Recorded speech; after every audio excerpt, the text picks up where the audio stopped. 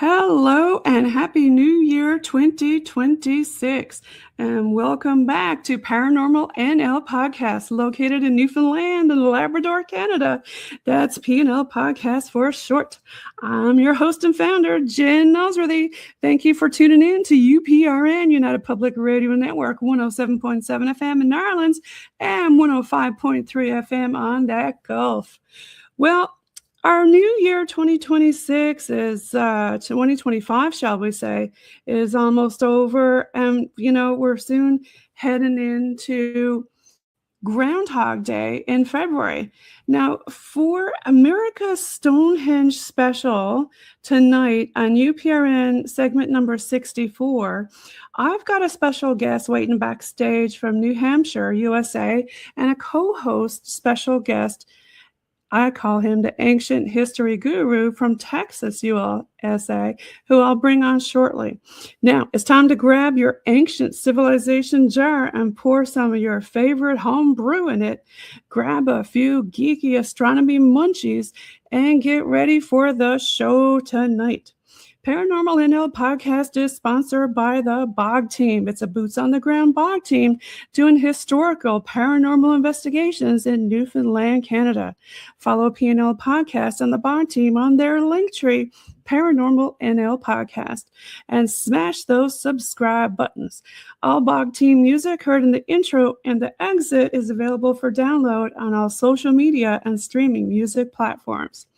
Tune in every Tuesday at 5 p.m. Eastern on UPRN for PNL Podcast with a YouTube and a Facebook live chat watch party for subscribers. PNL Podcast believes in supporting international paranormal networking and highlighting global paranormal people, places, and things. Now let's get on with the show. Tonight, I thought that I would give a shout out to the guest who introduced me to tonight's guest, and that was Mark Eddy, and he's from Third Eye Live. And Mark was on PNL Podcast Season 3, Episode 53 with our New Year's Eve party, and Mark is also coming back on PNL Podcast in Season 4, Episode 10. So check out Mark Eddy. Now, for tonight's guest, who I'm going to bring on stage shortly, here he is, Mr. Dennis Stone.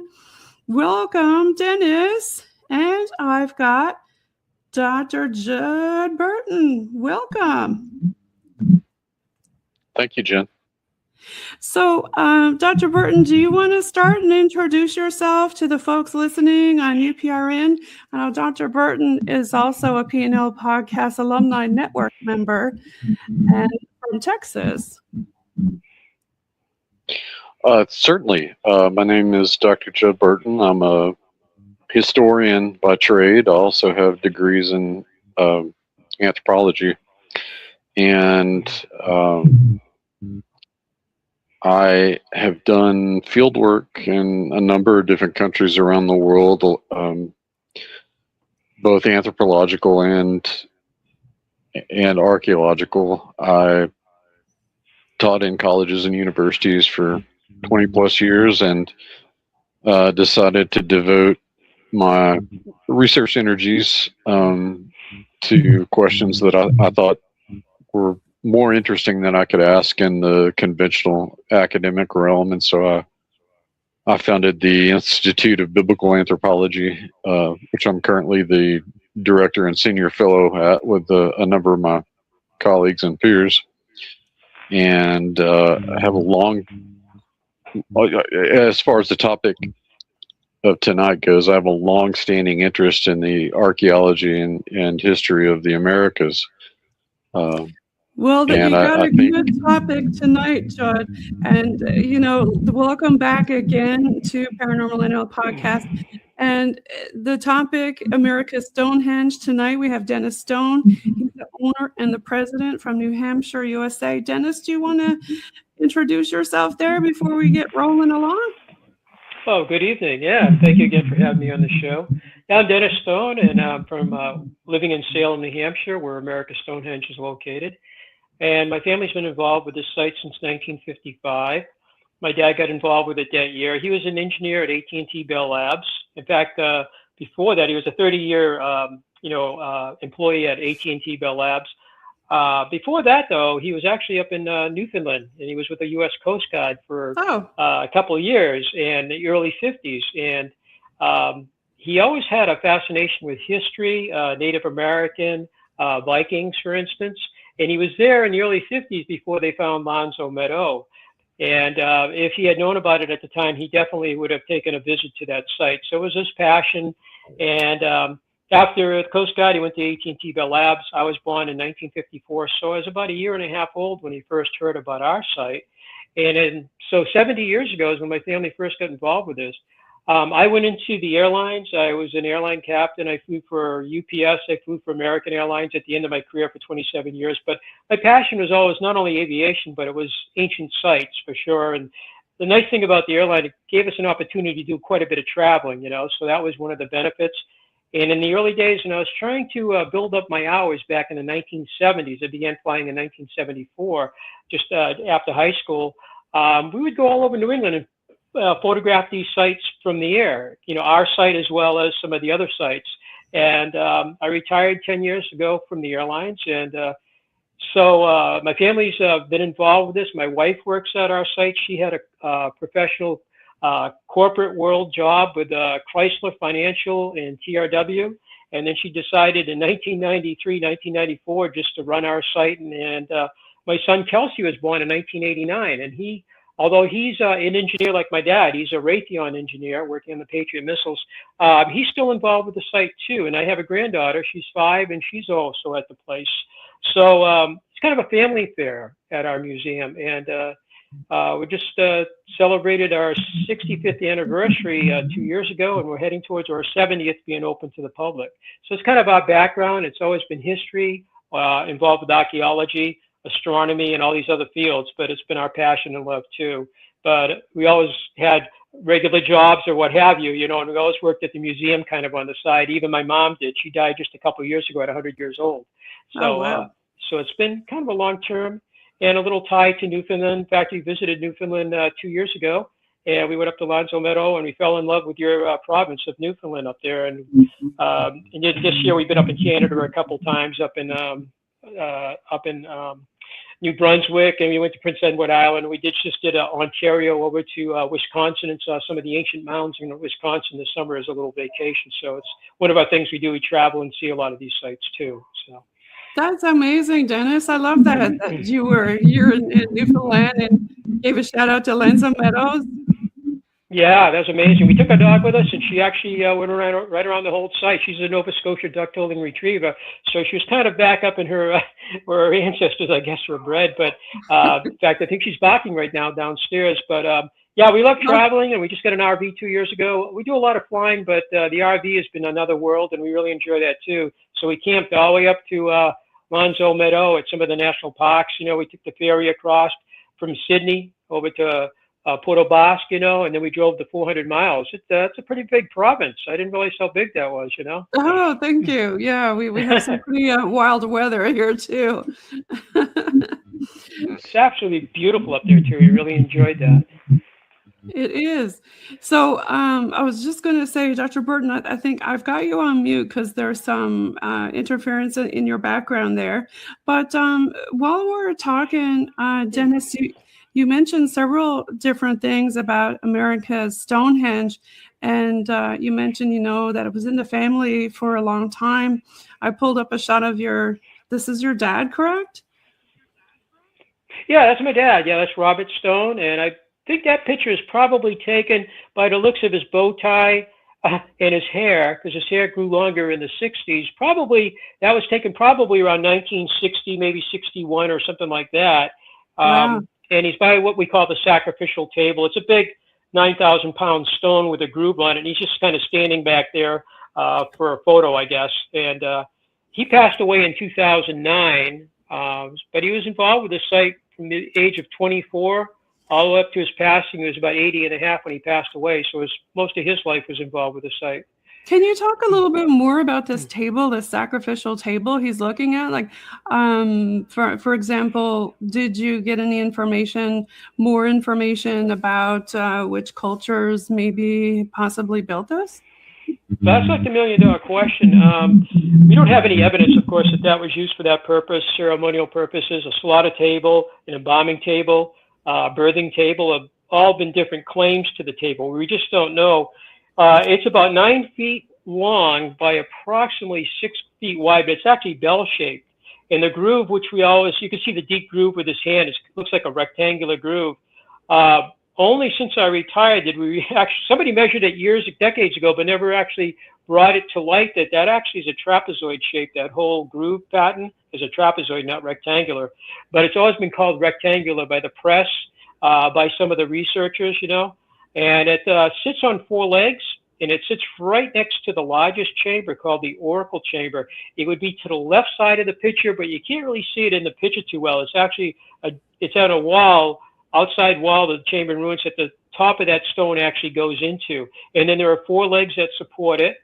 And when the first researcher actually did the work on the site starting in 1937, William B. Goodwin of Hartford, Connecticut, they began photographing it too. That table looked like it was just sitting on dirt, like on the ground. And by 1938, the second year, they were actually digging down. They found it was actually sitting on 4 stone legs, if you will. And they also found a hollow, rectangular horizontal tube that goes 6 feet from underneath the left side of the table, but underneath it, where you can't see it, it goes into the oracle chamber. And in the oracle chamber side, there's actually a step in the bedrock. They actually removed the bedrock to use it for stone building material to lower the floor, whoever the original builders were. But they left a part of the bedrock there as a step directly below that, what we call the speaking tube. And Mr. Goodwin, when he was in there in 37, they didn't know that that tube was there. It had 2 stone plugs on either side of it, concealing it.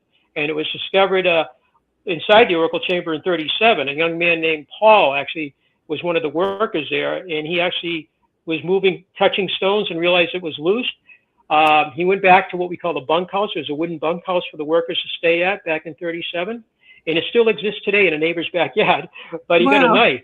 He got a knife from the kitchen. He went in there and he wiggled it in between the stones and put together fairly tight, pulled out that block of stone, and he saw what looked like a 6-foot tunnel. And they thought, well, is this some sort of a closet? But it's really long and skinny, horizontal. It was in 38 when they were digging down outside near where my dad's standing there on both sides of the table and all around it. They went down through about 2.5 feet of dirt roughly, and they looked at the wall and they noticed a plug shape because all the stones are 1/2/1, like when you lay bricks, except that it seemed to be like a square in the wall. So they were like, and they took and they pulled out that block. It was a plug of stone too, and they realized they had a whole hole through the whole thing. And we realized that the hole on the sacrificial tile, which is underneath the stone, is actually flared like a trumpet or a clarinet or some woodwind instrument. They kind of, for acoustics, and that's how that is shaped. I thought that's some sort of a speaking tube. It's certainly not a chimney because it's perfectly horizontal, and it runs 6 feet, and it's kind of about 1 foot by roughly 1 foot, in size as far as height and width. We've been to Malta, and I saw holes in some of the walls in Malta, and I asked the guide what they were for. He said they were for oracles to speak through. And we went to Greece back in '85 on a honeymoon, and we went all of Greece and Rhodes. But in Delphi, they had the oracle stuff there too. The priest that did the oracles and stuff. So it kind of reminds me of that kind of thing, And we've been to Mexico too. And I think there are some holes. It's been a while since we've been to Mexico. We've been down there 3 or 4 times. But I think that chamber was a secret chamber. It's kind of about almost 30 feet in length. And then it has a branch that goes to the east about 18 feet. Okay. And in the north side, south part of it, the walls are stacked vertically with big roof slabs, probably 1,000-pound roof slabs or whatever. Is this one of the pictures, Dennis? Oh, that's another picture of the table. In that picture, you can see one of the stone legs there. You can see the flat slab with the leg. That's one of 4 legs, actually.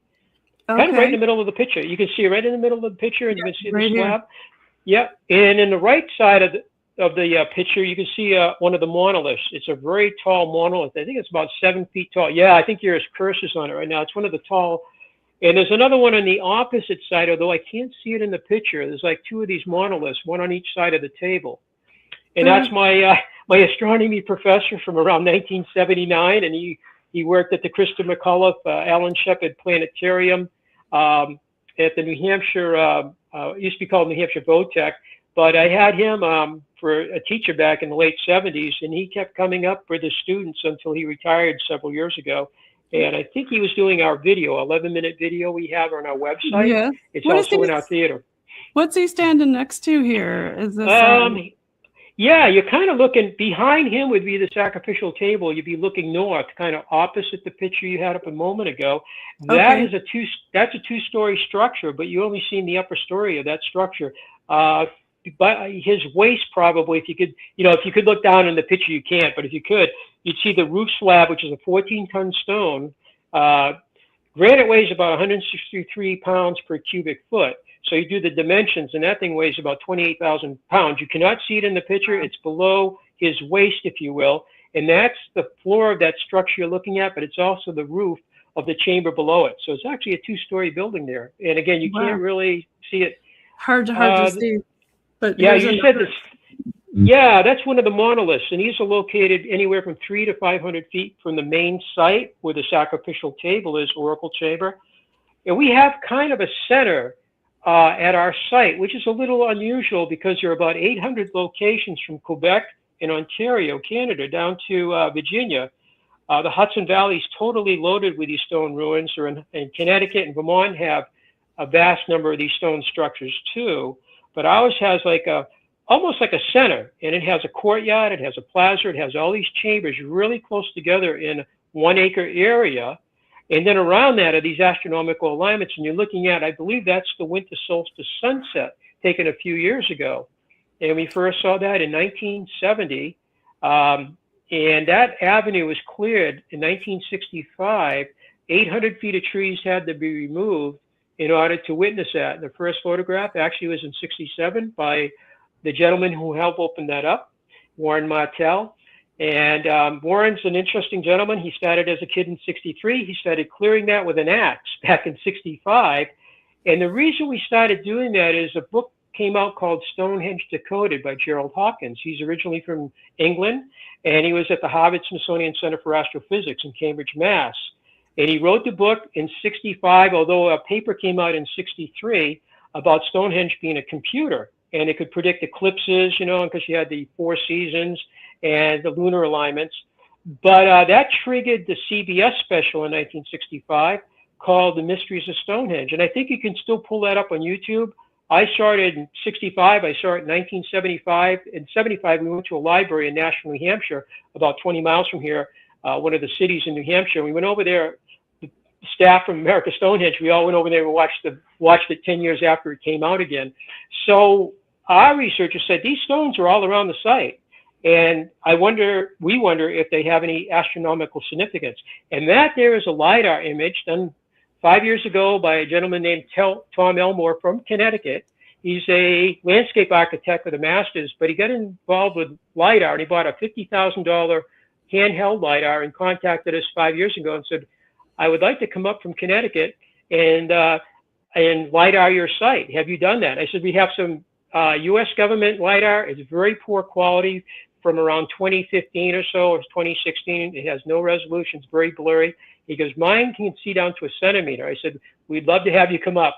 So he came up and he did 15 acres. And those lines that you see are some of the astronomical alignments for the solstices, equinoxes, the lunar alignments, true north and south. And also, you mentioned Groundhog's Day. We have some of the cross-quarter days too. And the cross-quarter days are days in between the seasons, such as November 1st, August 1st, February 1st, and May 1st. And some of these holidays we still celebrate today, like All Saints Day, which is, the Celts called it Samhain. It looks like Samhain, but Samhain. Right. Imbolc is actually right around Groundhog's Day. It's actually, we say February 1st, August 1st. It's actually a little bit later in the month. But for convenience sakes, people go May 1st is May Day, August 1st is Loch Nassa. November 1st is Samhain, or Samhain is the correct word. Samhain is actually the correct way of saying it, not Samhain. But we have those cross-quarter days. So we have about 57 alignments that we know of at our site today, astronomical alignment. And that's the core. You're looking kind of to the south, kind of in the direction of the sacrificial table. It is not in sight in that picture. You're kind of looking at the double storied building, and that's we call the plaza area. It's kind of a plaza, and there are chambers you can't behind you from where the photographer's standing, and off to the sides there are chambers too. So that's This kind is of an amazing site, Dennis. There's so many different things. There's alignment. I have a question. Hi, Dr. Burton. You have a lot of interference in the background. Oh, is it me, Jennifer, or? No, it's Dr. Burton got a lot of interference in your background. You want to try? Oh, I can hear it. Yeah. Yeah, Dr. Burton, can you try leaving the studio and coming back to see if that helps with the background noise? Sure. Okay. Yeah, so I'll keep going through the pictures, but I mean, there's just so many things to talk about. Sacrificial tables, you got the windows, alignments, all these different dates that we just talked about that are in conjunction with this site. I mean, look at all these different things. Yeah, you're right, Jennifer. And they come in a variety of shapes and sizes. That one right there, you're looking at, as you can see, it says a V hut structure. It actually shaped like a letter V, if you will. It faces southwest.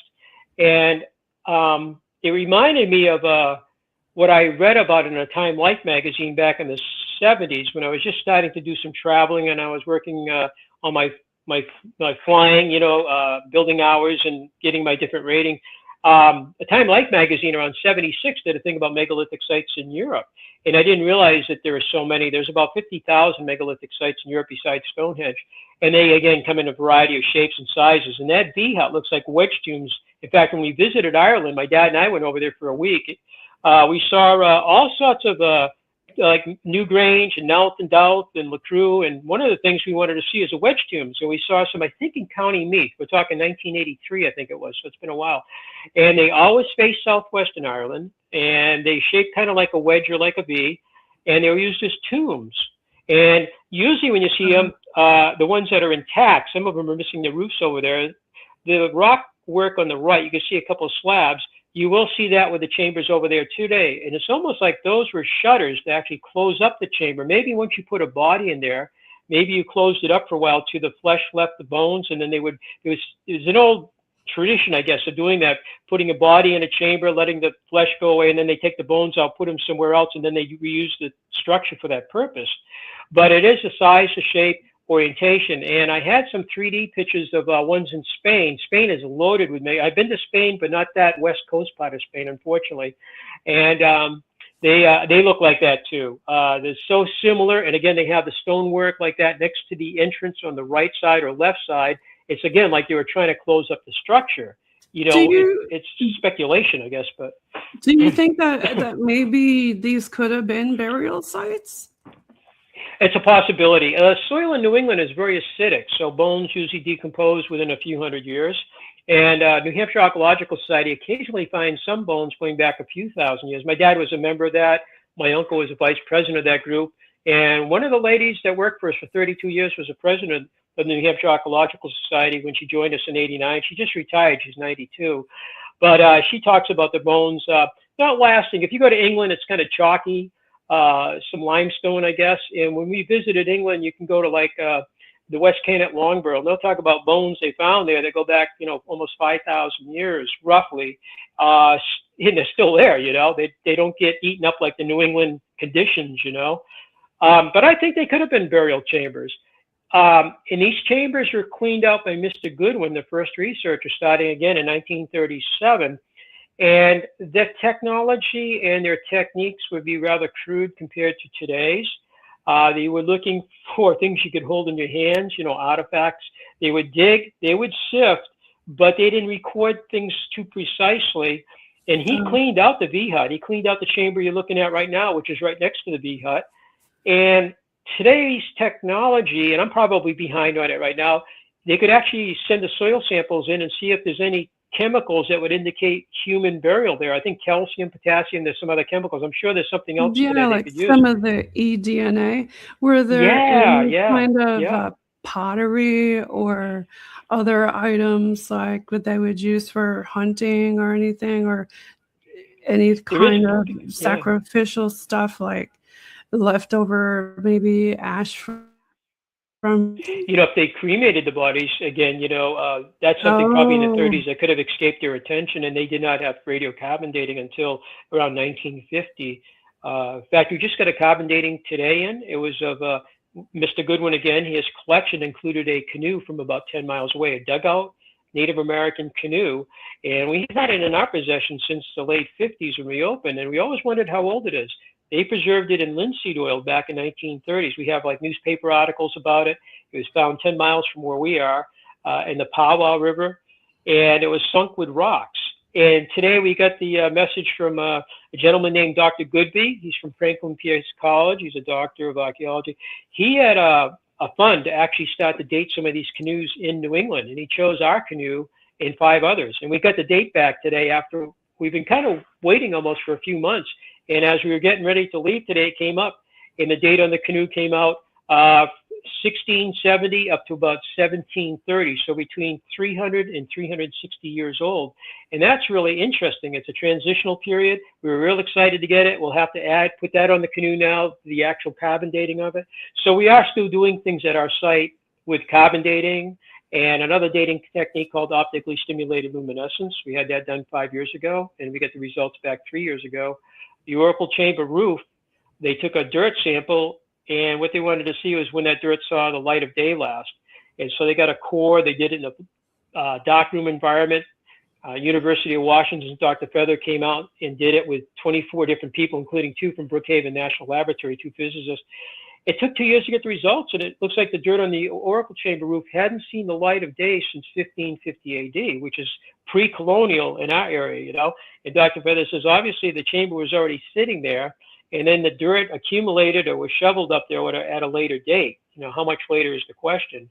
So we've been doing that kind of testing, and we have one other sample that dated to 1400 on the end of a serpent tail. Dennis, why do they call it the oracle chamber? Yeah, because of the oracle tube. That 6-foot horizontal tube would be like an oracle could speak through it and give prophecy, give instructions, ask for donations, power over the, kind of like the Wizard of Oz kind of thing, if you would. Okay. They'll pay attention. Gotcha. That kind of fakery, but the people might be watching a ceremony on the table, and there's a platform opposite the oracle chamber. It's a platform that's about, your feet would be about 5 feet above the bedrock and above the table. So you're standing up kind of looking down at the table, and then behind that is the oracle chamber, which you can't see. It's all concealed, under earth. And the voice would come out, and the thought is that during a ceremony, a priest or priestess might be speaking to you during this ceremony. And again, it's pure speculation. We don't have a time machine to go back. We can't talk to the original people that used it. And we really don't know what cultural practice these people have, But it could work for that purpose. And I've seen other things around the world where they speculate too, even in Malta, and said, well, that's where a priest would speak, We weren't there at the time. That's the assumption, I guess. I don't think there's any written evidence of that. But that's what it seems to be, I think it's a ceremonial site. We don't think it's a place where people lived. It's not like the Flintstones and bedrock, and these chambers are used for that purpose. Right. Yeah, Dr. Burton, I think he's back. Do you have anything to add, Dr. Burton? Yeah, I think, how's my audio sounding? Oh, perfect. Yes. Okay, good. And I was just fascinated listening to you, Dennis, about what you guys had uncovered diagnostically, and I think you hit the nail on the head.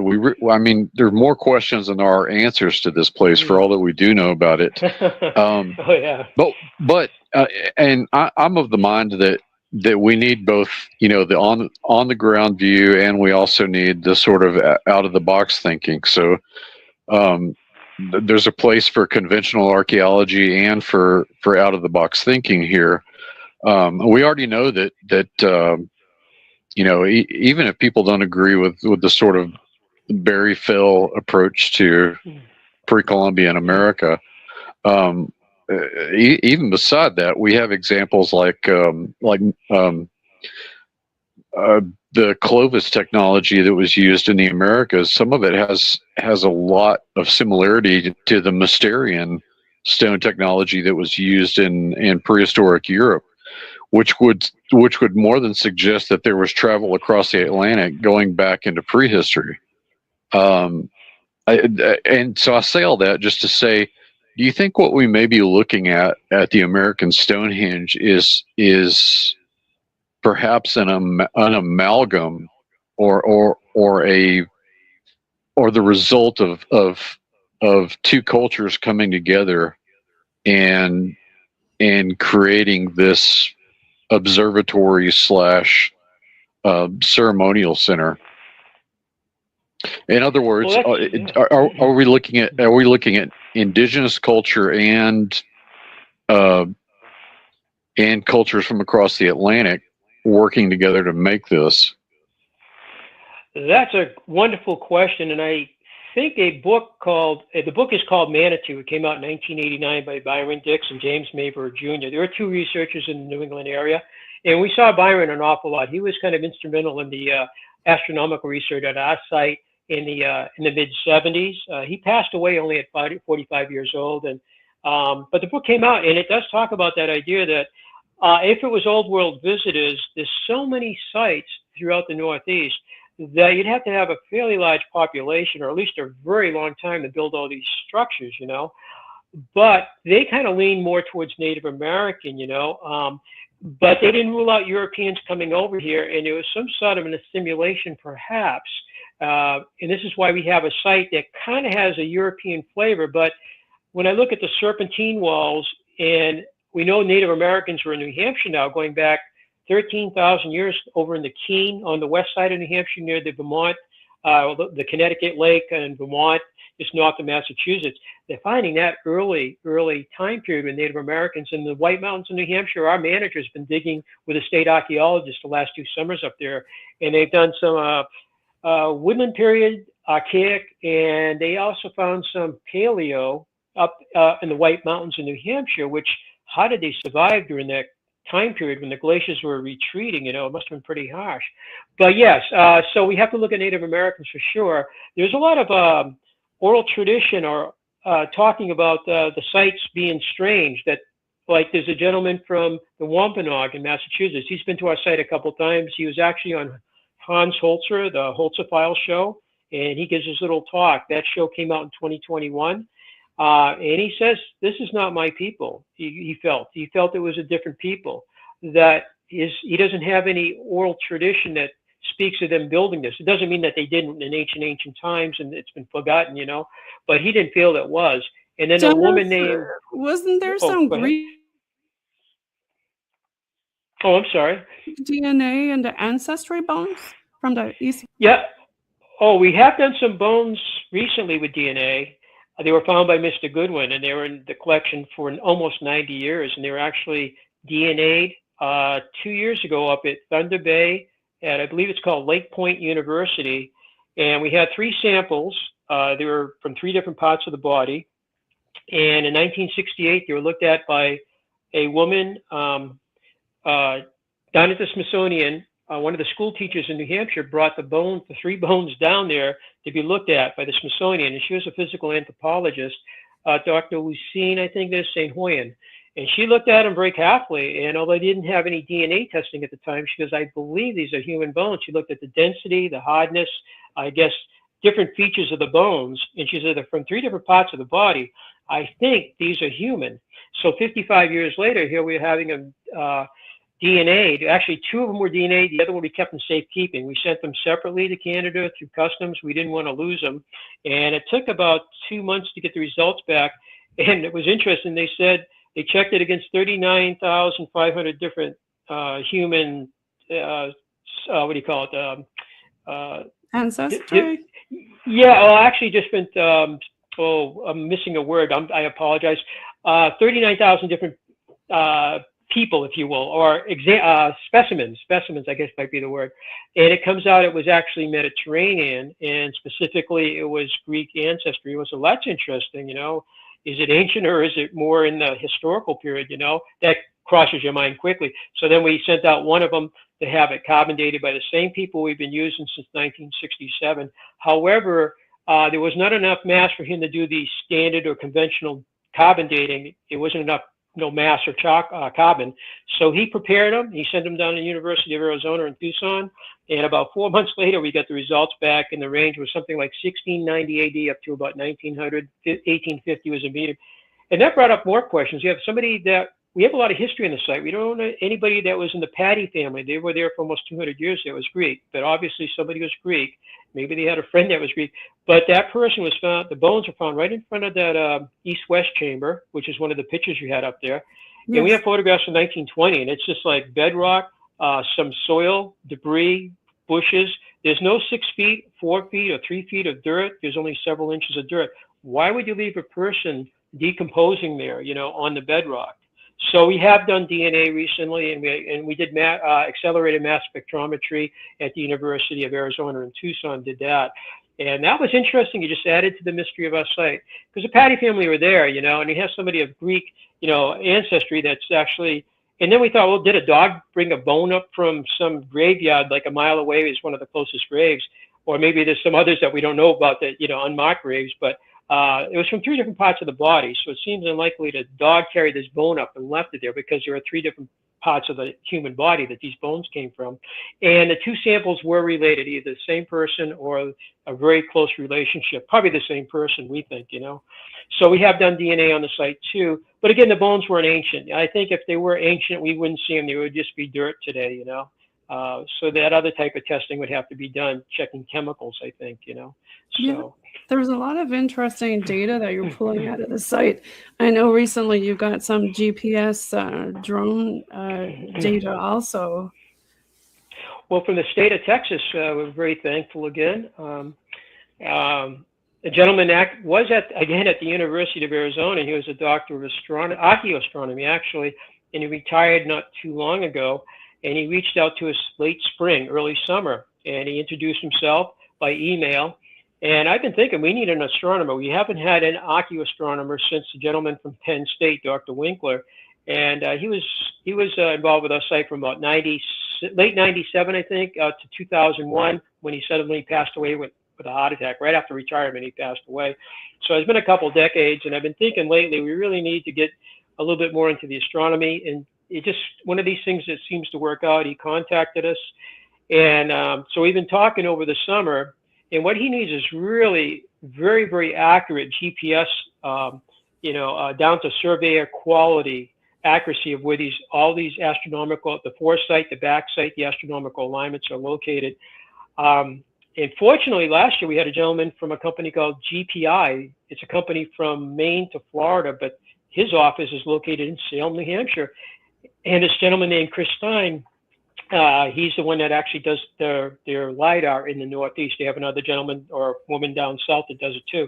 So he came on a tour with his girlfriend. She pulled him into our site, kind of, made him go. And once he was there, he went up, walked around in the fall a year ago, and he came back down, and my wife waited on him when he went up. And he came back, he introduced himself. He says, "You guys do LiDAR?" I told him about Tom Elmore and the handheld LiDAR.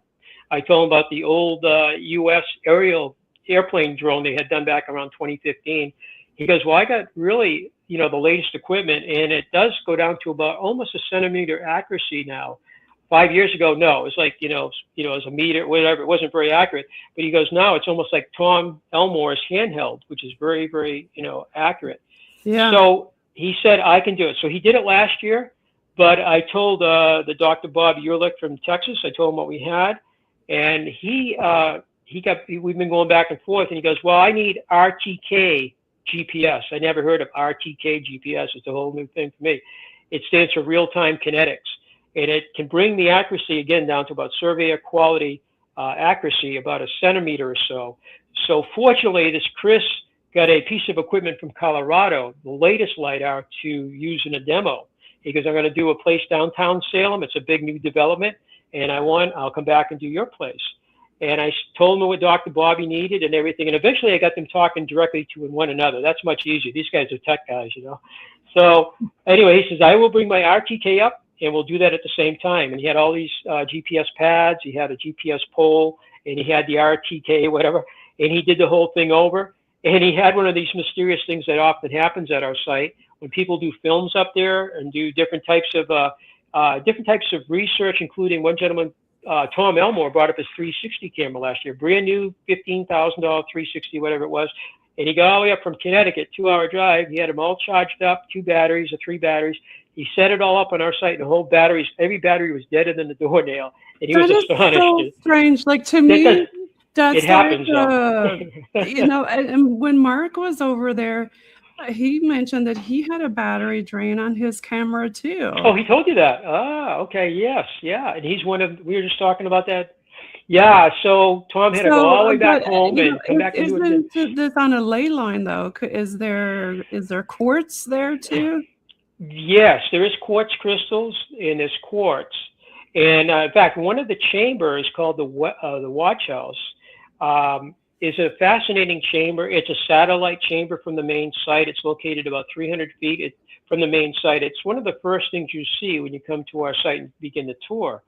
And the more we know about the chamber, the more interesting. It's a big glacial boulder with a chamber built next to it. There are about 50 of those style in New England, with a boulder on the right, the entrance on the left. Gunjewamp down in Connecticut, it's a 250-acre site near the Navy base, and that has a chamber like that also. Boulder on the right, structure on the left.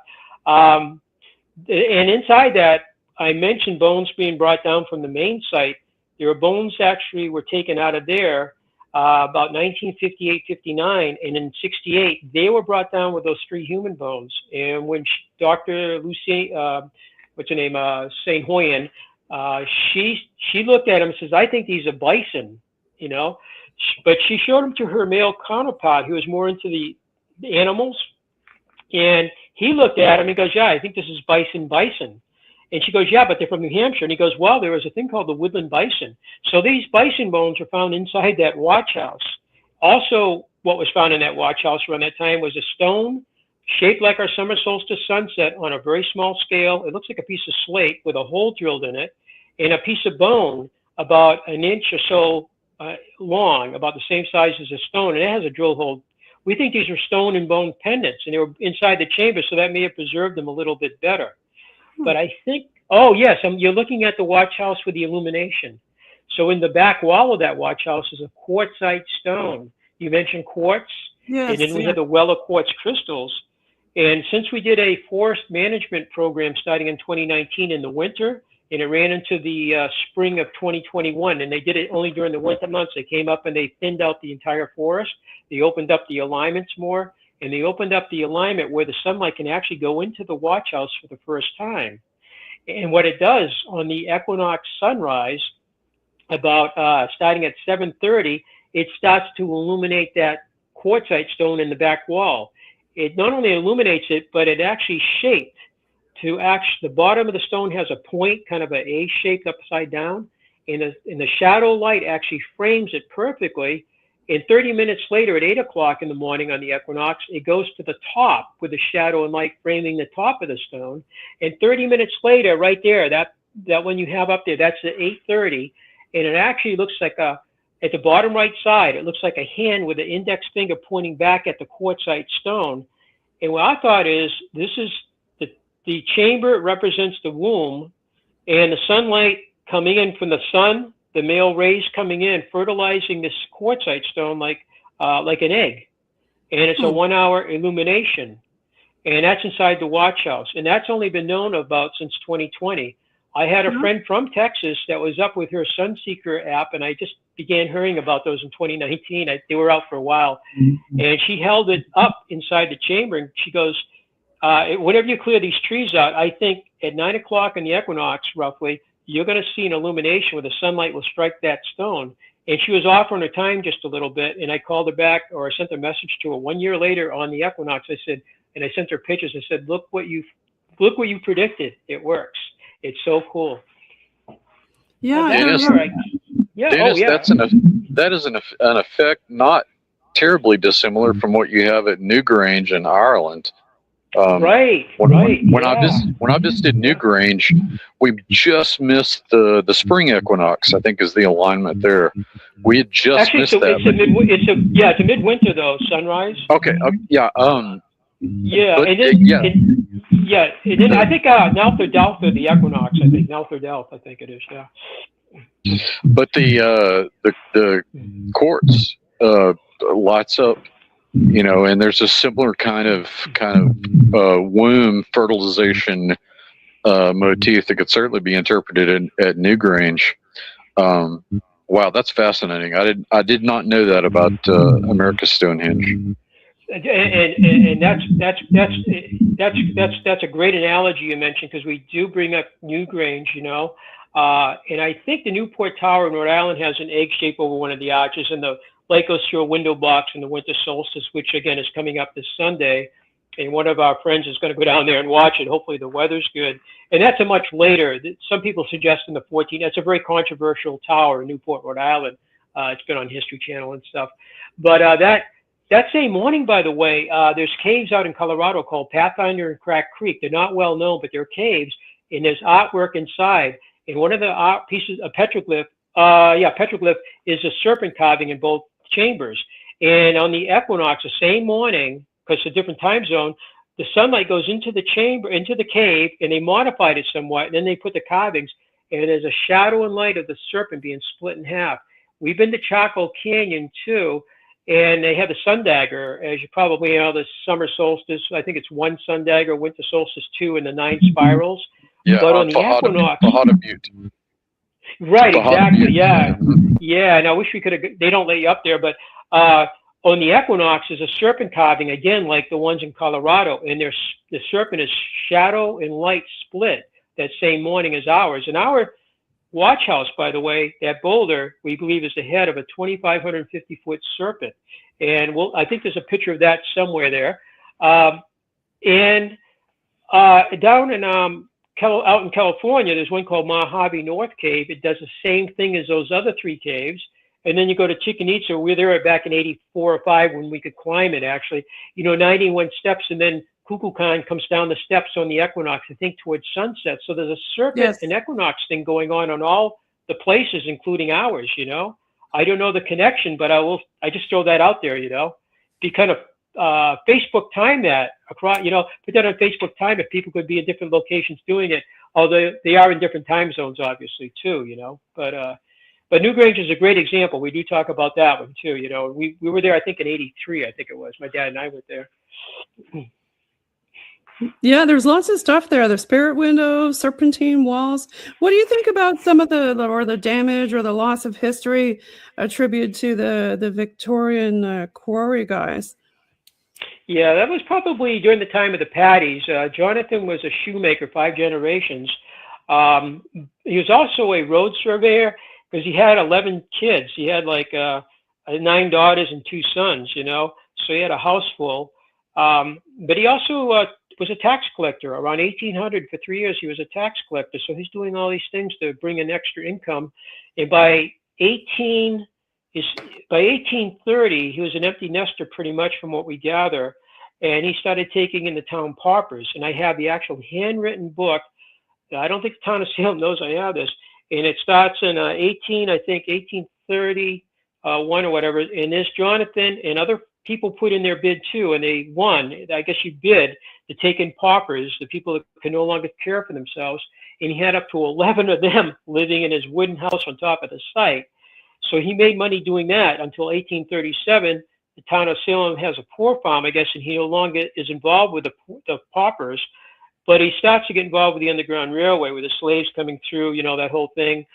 We have it was all done in secrecy, but we do know that a gentleman named Mr. Donald, Mr. Poor, and Mr. Hussey with a horse named Nellie would come up from Shawshene Village in Massachusetts at night and bring the slaves, and they would temporarily probably stay in the wooden house. And the wooden house is to the right of this picture you have here. We're looking north, and it's kind of a rectangular stone foundation. We think was actually a courtyard. And Tom's LiDAR, plus us looking at it a little more closely, that is not a rectangular foundation. It's actually trapezoidal in shape.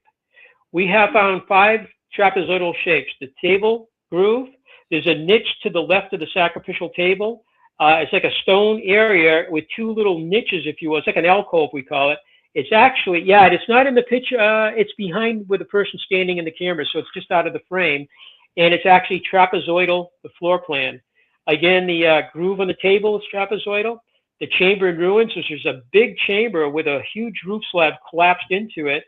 We found out that whole floor plan is trapezoidal in shape, and the patty chamber is.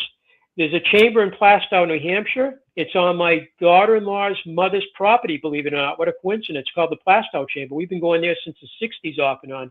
We went into it last year, and we actually measured the front and back of the chamber, and we found it was trapezoidal shape. It is not rectangular. It's trapezoidal. It's not off by just a couple centimeters or so. It's significant enough that it was intentional, we think. So we're interested in the trapezoidal shape. That's just something that's kind of new to us, you know. So that's the plaza area. The background, you can see a wooden roof, a roof. That's the astronomical center of all the alignments at our site, except for the watch house illumination, and one other illumination is not from that platform. So that's where two cairns were located. These two cairns were piles of rocks. Mr. Goodwin diagrammed them, they photographed them, and then they destroyed them. He thought they were part of the oracle chamber, and they were not connected. He thought they were hollow, like beehives in Ireland. In fact, in one of his books, The Ruins of Great Ireland, New England, he's got some of the, I think up in the islands they use on the latest, not the last Indiana Jones, the one before last, I guess. They actually were on the island, and Skywalker was there, Luke Skywalker. The famous Skellig Michael. That's it. And he thought that was what these things resembled exactly, and they're in his book, 1946 book. And so when I saw Indiana Jones, hey, that's the ones that Goodwin used, you know. Well, they were not. And what we found out, we got pictures of him with a big tripod of wood with a winch, and they're lifting up, his crew are lifting up the rocks from these two cairns in the late 1930s, and they used them to rebuild part of a wall near the sacrificial, that ramp area I mentioned, and we can see him doing that. He did not know he was actually destroying the astronomical center. This was not known until around 1975, when we had already started surveying with a professional surveyor, Charlie Pearson of Beverly Pearson and Associates. We hired him in 1973, and he surveyed the astronomical alignments over 5 years. And the reason it took so long is it was we had to budget it. And we're always tight on money at the museum, so we had a budget at each year. We gave him, you know, this is what we can afford this year. By 77, he completed the 16 acres, and we found that the astronomical center, I think the second year we were already aware that those two cairns were the actual astronomical center of the site, which Mr. Goodwin, unfortunately, you know, destroyed 40 years before that. Charlie Pearson's still around. He just retired from survey work 3 years ago. Coincidentally, he came up this fall with his family. And he goes, what's going on? And I told him, now he's kind of in the loop with the Dr. Bobby Ehrlich from Texas, because Charlie's the one that really did all the all the accurate survey work, really, on the alignments from 73 to 77. And then he did more in the 80s, too. But he's really interested in all this tech stuff and everything. He goes, all this stuff is replacing surveyors, the GPS and all this stuff, but he's really into it. And so he's been in the loop of us doing conversations. He's CC'd and everything and been chirping in with different ideas and stuff like that. So what we're going to do is give Dr. Bobby all the data we can, and then he can start his processing and looking at solar. He wants to go through all the solar. Again, he wants to go through all the lunar, and then he wants to go through the star alignments. And he worked on the Great Pyramid of Egypt recently. He sent us all that data. It was pretty interesting what he found. And he did some stuff on Oak Island, which is, you know, that Oak Island's been, what he did looks interesting. But if you do his bio and everything, he has a really good bio. He was a tenured professor, and I think he's well respected from everything we've gathered. My wife is kind of always critical, and she thought he looked, we kind of do a little background check to make sure people are, you know, who they say they are, you know, kind of thing. So we're getting up on, I guess, close to the end there. Dr. Burton, did you want to give any other questions or comments about America's Stonehenge to the folks listening?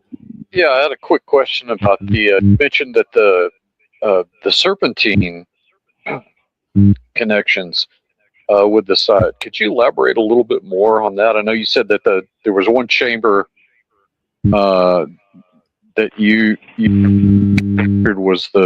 was a head of a serpent. Right. Yeah, the serpentine is new to us since I retired in 2016. I found my first one when I was out in the woods on my ATV, and I had seen this wall before. And this day, it just happened to strike. It was on the way to where my dad used to live, as a matter of fact, through the woods. And I looked at it. I got off my ATV, walked 65 feet to it. I'm looking at it. And the spring of 2016, I'm like, and I just retired from America, so I had more time on my hands. I'm like, this seems to have a head. It seems to have a tapered body. It's on a ridge of bedrock and it has a big, what I considered was a tail. It was a big rectangular stone, probably about 3.5 feet long. It had a little rounded corners, but it was rectangular in shape. And I said, am I looking at a serpentine shape? I started showing it to other people. And in the meantime, during that summer, we started finding other possible serpentine. And by the end of that year, I think we had about 4 or 5. We went to a meeting in Groton, Connecticut, again at New England Antiquity Research Association Spring Meeting 2017. And a gentleman named Mark and Starr from North Stonington, Connecticut, had written a book, Ceremonial Stonework, where he thinks Native Americans are highly involved with this. There's 8,000 chambers in North Stonington. We knew that Connecticut's loaded. We talked about Moodus, Danbury, Groton, Connecticut, Thompson, Salem, all over. Never heard of North Stonington having any structures. There's 8,000 of them. He's been there 30 years as of 2016. He writes for Yankee Magazine. He's a book writer of fishing villages. So he finally put this thing together. In the back of his book, 270 photographs, 8,000 structures, 25 categories. As I'm flipping through the book, this is before he spoke, the serpentine thing came up. And by then we probably had a half dozen. One of the categories is serpentine walls. He has over 400 of these. They have a head, they have a body, and they have a tail. They can be linear, they can be rectilinear, kind of like this. They can be curvilinear, and we have all of these. And we have 3 at our site we think of the Ouroboros, with a serpent biting its tail, including the watch house, although the tail at the watch house seems to be more in front of it. These serpents go all the way out to Weed, California by Mount Shasta, and they have chevron patterns and zigzag patterns like we have at our site in North Stonington and other sites. They're in Massachusetts. In Rhode Island, Markham Star says they're a little bit more curvier in Rhode Island. They're in Kentucky. In fact, one in Kentucky, I saw a Stonewall woman reported on 1990, had a big wide mouth, kind of like the Great Serpent Mound in Ohio, which we've been to, but that's made out of earth. And one of ours has a big white mouth, and it looks like it's going into the swamp at our site. And Markham Star says some of them in North Stonington come out of the water, some are heading into the water. They're out in Winnipeg, Canada, and Parks, Canada, supposedly working on, because a couple came down last year. The sister moved to New Hampshire. I'm talking fast right now because I know it's the end of the show. And she goes, I have turtle effigies and I have serpent wall serpents that can't. I said, oh my God, you got them there too. After Mark spoke at that meeting, a woman from Denver spoke with her 2 male colleagues, and she's showing cairns, chambered cairns. She's showing D-shaped walls, which we have at our site in North Stonington, big wall patterns shaped like the letter D. Then she starts to show her serpent walls. So east of Denver, where we've been in the air, it's very, very flat. Below Nebraska, she has actually stonework there. When we drove through there, I didn't see any rock at all. It's all ranch land, you know. They're in Alabama, and a gentleman down in Jacksonville State University, Harry Holstein, I think is his name, and I contacted him 5 or 6 years ago. He's been working on his serpent walls, he calls rattlesnake walls, since the 1970s. So he's aware of what we have now. So the serpentine's big. Is it Draco, the constellation in the northern hemisphere? We don't know. But we have 16 of them at our site. We need to talk more, Dennis. We need to talk more. We need to have another show, y'all. Yeah. Well, if you ever want to get together some dates, I mean, I love talking to both of you. I think we do have to talk some more. This stuff is across the whole North American continent. So we thought our site was just a North Salem, New Hampshire thing, you know, with a few other sites around it back when my dad got involved. Some of these features go right across the continent, right into Canada, you know. So there's a couple in Ontario, Canada, by the way. They say serpent. I haven't seen them yet, so I'd like to see them before I make too much comment about them. But Winnipeg, definitely. Yep. Dennis, for the people listening on UPRN around the world, do you want to give a shout out to where people can find you and your work with America's Stonehenge? Sure. Yeah, we have a website. It's stonehengeusa.com. There's the 11-minute theater film, and you can actually pull that free mobile app download, and you can do a complete virtual tour of our site when you do it. And if you use it on our site on your cell phone, you walk around, it talks to you, pictures and text. We're on YouTube, you know, or on TikTok.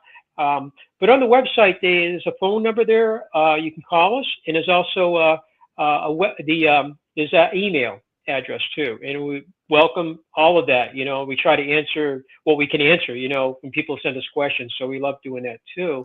And if we'll you open every look day. on the bottom of the ticker, I have your websites pulled up down there too. Perfect. So thank you folks so much. can find you there. And Dr. Burton, do you want to give a shout out to folks where people can find you with Burton Beyond and the Institute? Sure. People can find me at burtonbeyond.net. I'm on Facebook, YouTube, and X, and on a new website for the Institute. That should be along pretty soon. So if you want to follow my work, they can follow me there. Okay, perfect. And Dr. Burton's information is pulled up also on the bottom of the ticker. So I want to thank both of you for coming on today. We can talk a lot about this topic. There's so many different things that I didn't even get to ask. So maybe we'll have you back on again, Dennis. Oh, I want to thank you again for being on, and I'm going to... Yeah, thank you. Yeah, thank you both. I really appreciate it. And I can't wait to get back on again sometime. Thank you both. It was a pleasure. And you're listening on UPRN 107.7 FM in New Orleans and 105.3 FM on that Gulf. And we're going to leave you with a little bit of 80s bog team music. And thanks again, everybody, for listening in to America's Stonehenge with Dennis Stone and Dr. Judd Burton.